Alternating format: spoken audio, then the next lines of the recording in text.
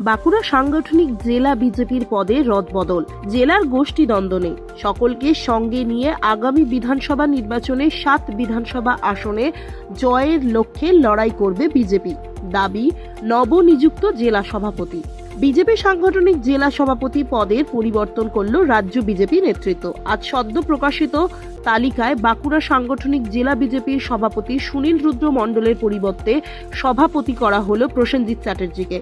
প্রথমে বাঁকুড়া সম্মেলনী কলেজে ছাত্র রাজনীতিতে হাত পাকানো, পরবর্তীকালে যুব মোর্চার জেলা সভাপতি, পরে বিজেপি সাধারণ সম্পাদক ও বর্তমানে সাংগঠনিক জেলা বিজেপির সহ সভাপতি পদে ছিলেন প্রসেনজিৎ চ্যাটার্জি।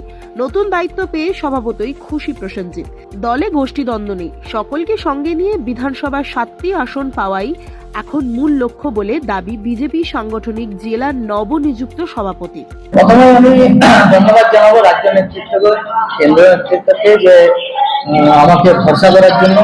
আমি সামনে যে বিধানসভা নির্বাচন আছে, সেই বিধানসভা নির্বাচনে আমাদের সমস্ত সনাতনী ভারতীয় জনতা পার্টির সমস্ত কার্যকর্তাকে নিয়ে আগামী দিন 7টা বিধানসভায় আমরা জয়লাভ করব, এই আশা রাখছি। কিভাবে সে আশা বলছেন? একদিকে পৌরসভা আপনার হাতছাড়া হয়ে গেছে, লোকসভা হাতছাড়া হয়ে গেছে। দেখুন, লোকসভা হাতছাড়া হয়নি, লোকসভা 9টায় ভোট বেশি পড়েছে, কিন্তু বেসিক্যালি মানুষ বিজেপিকেই ভরসা করছে, বিজেপিকে চাইছে। বিগত আপনি ভোটগুলো দেখুন, সেগুলোতে সেই বিজেপি জয়লাভ করেছে। পৌরসভাতে পুরো ছাপ্পা হয়েছে। নরেন্দ্র মোদীর উন্নয়নমূলক কাজ করবে মানুষ ভরসা রেখে আগামী দিন নিশ্চিত মানুষ ভারতীয় জনতা পার্টিকেই 7টা বিধানসভায় জয়লাভ করবে। যেখানে দেখা যাচ্ছে বিজেপির বারে বারে গোষ্ঠীদ্বন্দ্ব এবং পার্টি অফিসে দাওয়া দিয়ে ঘটনা ঘটেছে শাসককে। দেখুন, ওটা গোষ্ঠীদ্বন্দ্ব নয়, ওটা আমাদের নিজেদের মধ্যে একটু আলোচনা, একটু আছে। আমাদের নিজেদের কোনো গোষ্ঠীদ্বন্দ্ব নেই। আগামী দিন আপনারা আরো দেখতে পাবেন যে আমরা সবাই মিলে, যারা পুরনো কর্মী আছি, নতুন কর্মী আছি, আরো যারা আসবেন বিজেপিতে, তারা সবাই মিলে ঐক্যবদ্ধ ভাবে আমরা এগিয়ে যাবো, লড়ে যাবো তৃণমূলের কাছে।